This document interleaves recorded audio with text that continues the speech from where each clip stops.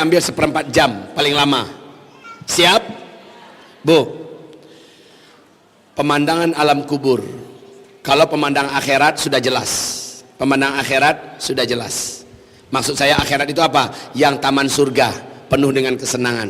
Tapi yang saya mau ceritakan yang di asfalas safilin loh. Asfalas safilin. Bu,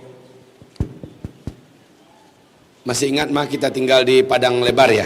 Padang Lebar ya namanya. Komplek itu namanya Padang Lebar di tengah kota Payakumbuh, Sumatera Barat. Tetangga kami di depan tukang buat tempe dan toge. Dia biasanya jam 4 subuh berangkat. Jam 4 subuh berangkat. Jam 9 pagi sudah pulang menuju ke rumah. Setengah 10 sudah pulang ke rumah. Tiap hari tetangga begitu. Nah, di belakang rumah tetangga ini ada tetangga yang lain yang suaminya hobi minum minuman keras, menelantarkan sholat, meninggal dunia. Istrinya datang terseduh-sedan ke rumah saya. Pak Ustadz, tolong Pak Ustadz, suami saya sudah meninggal dunia. Ya ibu, saya datang ya. Saya bilang, saya datang bu, maaf, saya mandikan dia. Jujur saja agak geli-geli gimana gitu megangnya. Tubuhnya, ya sudah nggak usah saya ceritakan aibnya. Saya mandikan. Setelah saya mandikan, saya bungkusi beberapa tempat di tubuhnya dengan kapas yang tebal. Lalu saya balut dengan kain kapan. Setelah selesai bu, seluruh keluarga dan tamu-tamu membawa ke musola terdekat. Lah, kalau ini adalah musola, ini adalah musola, ini adalah musola. Di depan musola itu ada pagar.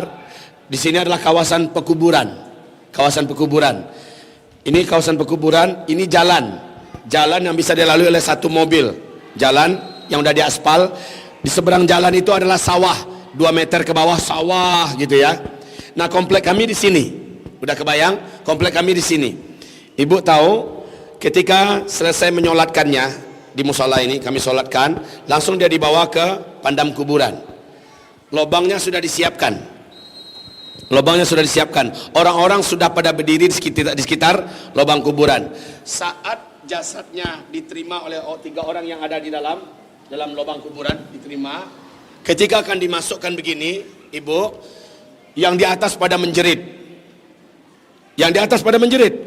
Semua yang di atas menjerit. Kenapa? Seekor ular hitam besar di sela-sela kaki kami berjalan menuju ke arah lubang kuburan. Ular itu biasanya kalau ngelihat orang lari enggak?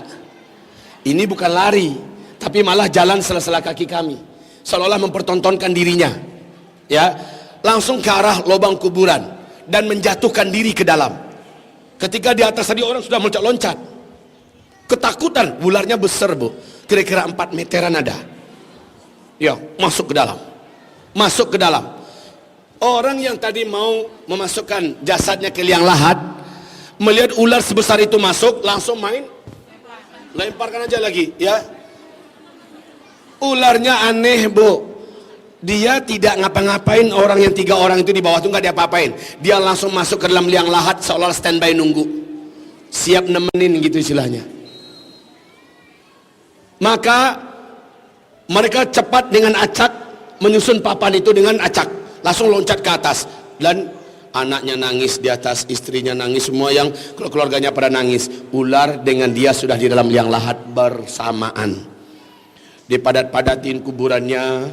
Setelah itu kami pulang sampai di luar daripada komplek pekuburan, di luar kita berdoa.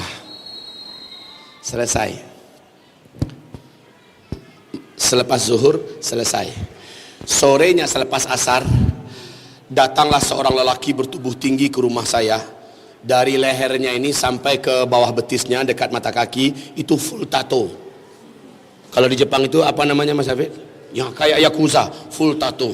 Dengan suara yang sangat angker, dia datang kepada saya. Pak Ustadz, saya silakan duduk di balkon. Saya bilang, ini orang apa enggak ya? Dia tinggi besar, hitam, ya, udah hitam tatoan lagi. Terima kasih Pak Ustadz sudah menolong abang saya. Ustadz sudah menyelenggarakan jenazah abang saya. Lalu dia keluarkan amplop. ini untuk Pak Ustadz. Saya katakan, anak-anaknya lebih berhak daripada saya. Berikan untuk anak-anaknya. Pak Ustadz hatinya mulia, terima kasih ya.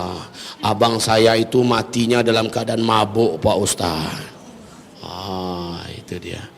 Ingat oleh saya hadis, man laqiyallaha azza wa jalla wa huwa mudminul khamri, laqiyallahu wa huwa alaihi ghabban.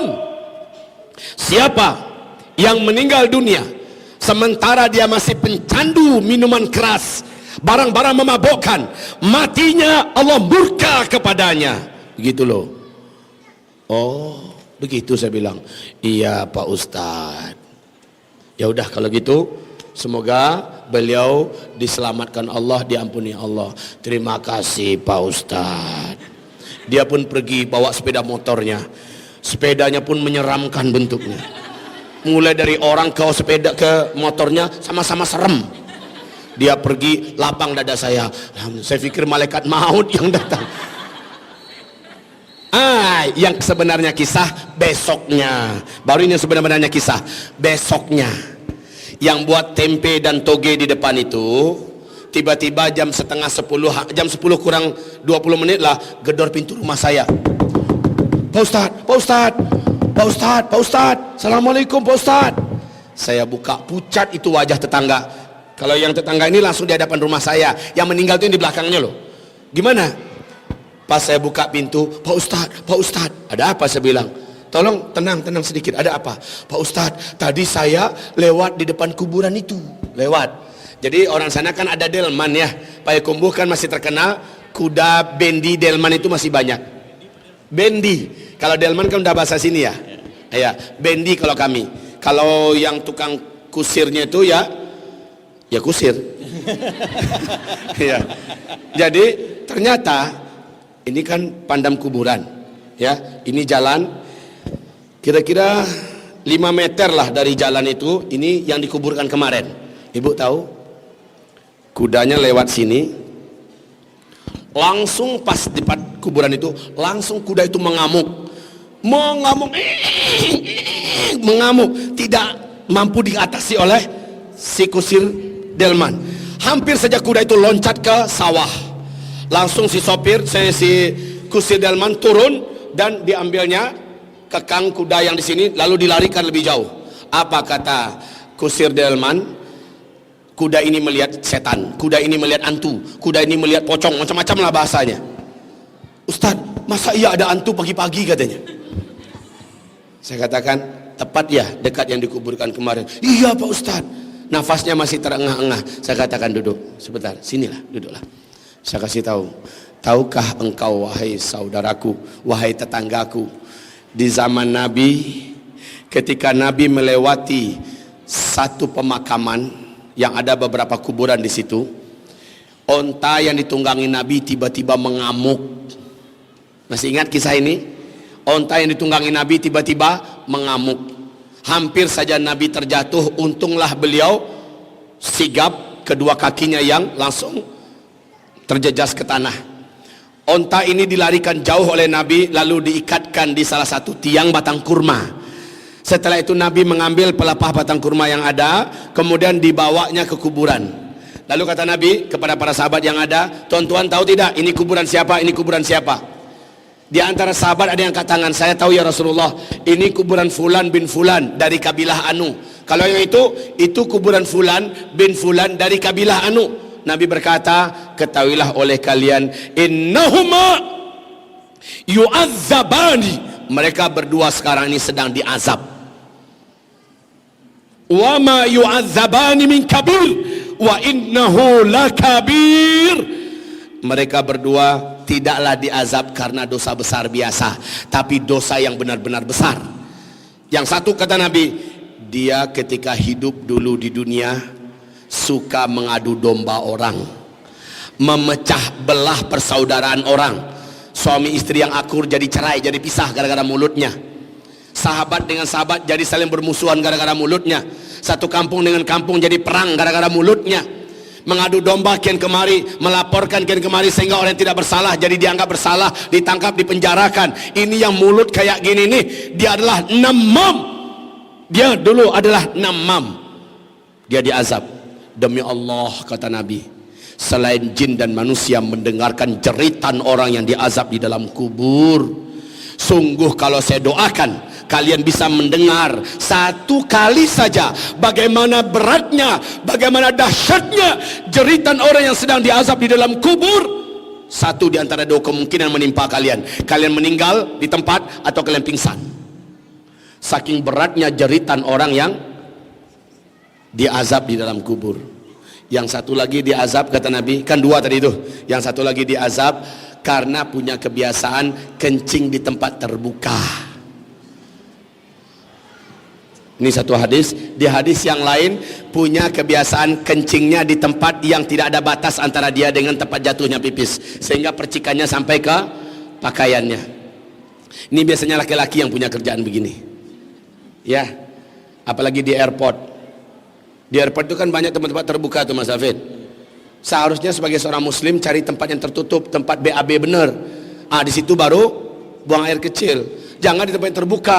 Yang tempat terbuka itu biarlah asing dan asing saja. Ya, tapi kita orang muslim enggak. Saya masya Allah ada seorang polisi yang gantengnya masya Allah di Qatar. Seorang polisi yang super ganteng, tinggi, cakep. Dan dia berkata, kamu ustadznya jamaah ini ya? Waktu itu saya membawa jamaah umroh ya. Benar saya bilang, katakan pada mereka, mereka muslim, tidak pantas mereka kencing di tempat-tempat berdiri yang terbuka ini. Seorang muslim pipisnya di dalam, katanya. Saya tersentak dengan kalimatnya itu, dan itu benar 100%. Terima kasih Pak Polisi, saya bilang. Terima kasih. Sama-sama, katanya. Udah saya ingatkan jamaah saya bahwa muslim tidak boleh pipisnya di tempat terbuka. Kalau laki-laki nggak boleh berdiri juga, Ustaz ya? Berdiri. Tapi kalau mau berdiri sebenarnya boleh, Mas David. Boleh berdiri, syaratnya tempat jatuhnya pipis itu ada pembatas antara dia dengan kita. Kalau Nabi malah sengaja buat lubang. Nabi sengaja buat lubang, lalu ke lubang itu Nabi tembakkan air kencingnya. Ya, dibuatkan lubang. Namun kencing di tempat yang sudah ada lubang, maksud itu ada tanah, ada lubang, nggak boleh. Nabi mengharamkan itu karena itu adalah tempat tinggalnya jin. Jika kita kencingi, jin setempat akan dendam dengan kita. Iya, asli loh Bu. Dan juga jangan-jangan ada ularnya. Nanti keluar tok, mampus loh katanya. Kan cari masalah ya Bu ya. Jadi gitu. Jadi kencing berdiri sebenarnya boleh, tetapi lebih sehat kalau jongkok gitu. Kembali lagi Ustaz, ada dua yang tadi kan, yang satu diazab karena kencing berdiri ya. Iya. Karena kencing Karena terkencing di tempat terbuka. Ya. Tempat terbuka dan di tempat yang tidak ada batas. Kalaupun berdiri, umpamanya oke lah nggak ada lubang, tapi kalau ada batas kan percikannya terlindungi oleh batas tersebut, ya kan? Nah ini, ibu-ibu ingatkan anak-anak bujang kita ya. Anak laki-laki kita dididik, diajar bagaimana cara kencing yang benar sesuai syariat. Masya Allah. Ternyata kencing jongkok lebih sehat dan lebih kuat, untuk kesehatan dan juga untuk berhubungan intim suami istri. Tayyib. Oke, ini adalah sebuah kisah, sepenggalan kisah bahwa ternyata azab kubur itu adalah hak. Azab kubur itu adalah nyata. Kalau ibu mendengarkan bagaimana cerita Rasulullah, dia dibawa jalan-jalan oleh malaikat Jibril dan malaikat Malik ke alam barzakh di tempat yang paling bawah, pasti kata Rasulullah, ma raaitu manzaran qattu afza min qabr.